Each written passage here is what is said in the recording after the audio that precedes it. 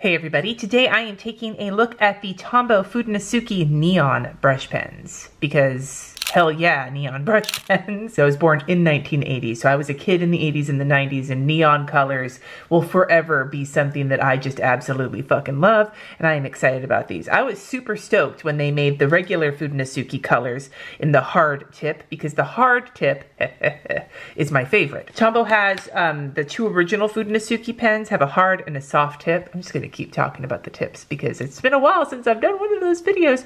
It's been a while, and like, I love making references to liking it hard rather than soft. If I seem super caffeinated, it's because I am. I got these in the most recent Tombow VIP box. I bought it myself. I'm not on their PR list or anything like that.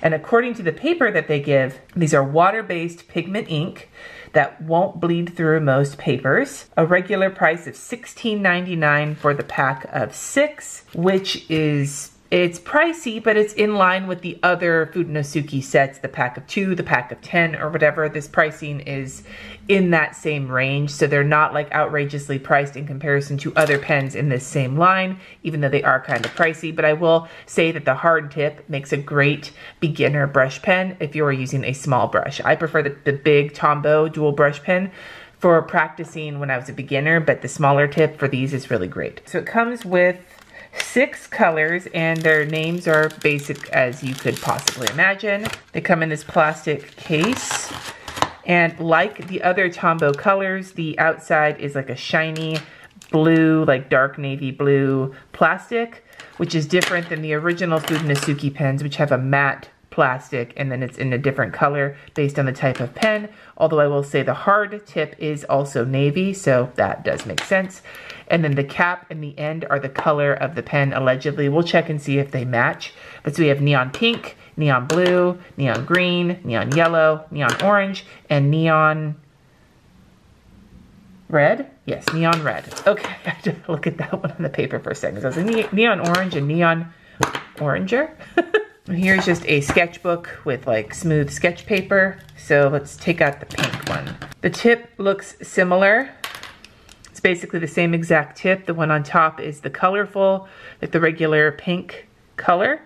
And the one on the bottom is the neon pink. The tips look the same, the pens look the same. So if you've had your hands on any of the Tombow Fudenosukes, you'll know that these are basically, you know, the same pen, just different color inks. And the tip works just as beautifully as the other ones do. The color is a neon pink. It's not super like in your face neon. Like this pink is not like screaming neon in your face. Here's the neon Erin Condren dual tipped pen in pink. Oh, I guess they are the same color. Maybe I'm just not used to. Let's check the orange versus the orange. So this is the orange. That does feel very neon. Yeah, they're basically the same as the Erin Condren pens. Okay, good to know. That's what I get for being snarky. Okay, so the pens themselves look the same. Now these are very firm tips. With a light hand, you can get like a very thin line without very much differentiation. When you press down, you get, that's about as fat as you get, and that's about as skinny as you get. You can't get much fatter than that because of the size of the nib, but because they are firm, you do have to put a little pressure into it, which is why these work really good for heavy-handed people. Now, there's a couple things I want to check. I want to see how they look against the regular Fudenosukes, the black and the regular color ones, and I want to see how they work as a highlighter. Because they are neon, they could work as a highlighter. So we'll start first with the regular black Fudenosuke, and I'm going to let this dry. So this is the hard tip. I'm just going to put an H beneath it. And then this is the soft tip, which I don't like as much. You can't tell. I'll let those dry for a second. And then while I'm letting those dry, I'm gonna grab out the other colors that I need for the comparison. What I'm gonna do is I'm gonna write down all of the colors. Like I'm just gonna do the same thing with the regular colorful ones, and I'm gonna put their counterpart against them. I'm gonna grab one that'll show pretty well. So we'll do the orange against the black here. The orange pops really well against the hard, and then we'll do the orange against the soft. Again, that is a really neat looking highlight. Now let's test the colors against, so the color here is the standard color Fudenosuke.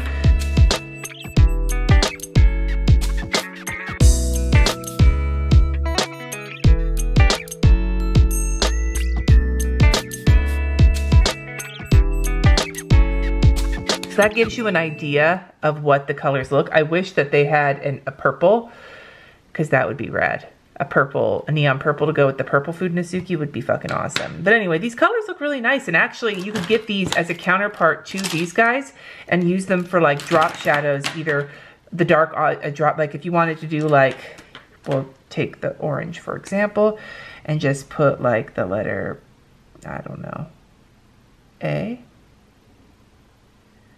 And then if you wanted to put a bright drop shadow on the A, you could, or you could take the bright color, like take the blue here, and we'll do an F, and then put the blue.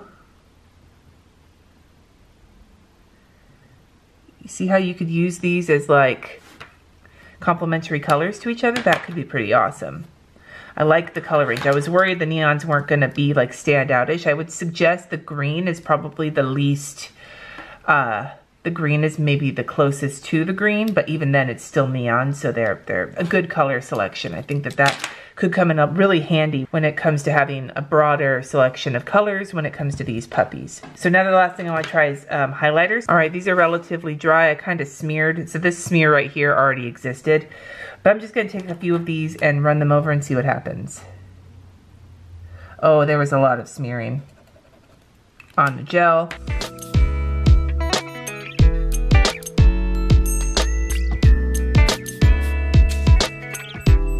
So the gel had a lot of smearing. The felt and the pencil did not. This felt, by the way, is also a Tombow pen. It's the Tombow Drawing Pen 03. So these could be used as highlighters. I would just be careful and test them first, because it doesn't look like all pens work as highlighters with them. So now the last thing I'm going to do is create my swatch page in the bullet journal, just to have the colors in here, and then I'll give you my final thoughts.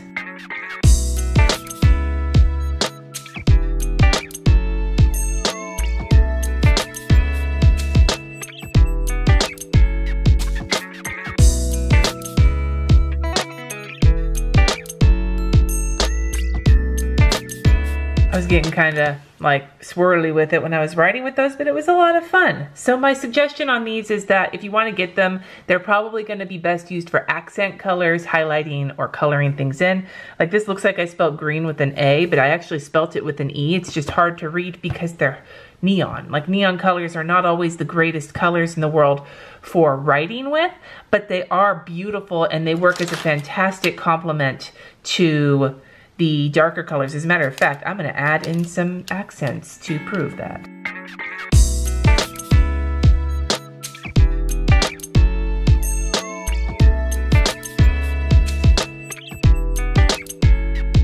So yeah, they make, look at that, they make great companions to the set of color Fude. So my recommendation for these, if you want to get them, because they are a little pricey, is if you have a hard-on for neon, these are great. If you have the Fude colors already, or the black Fude, and you want to use these as like a companion or an accent color, they'll be great for that.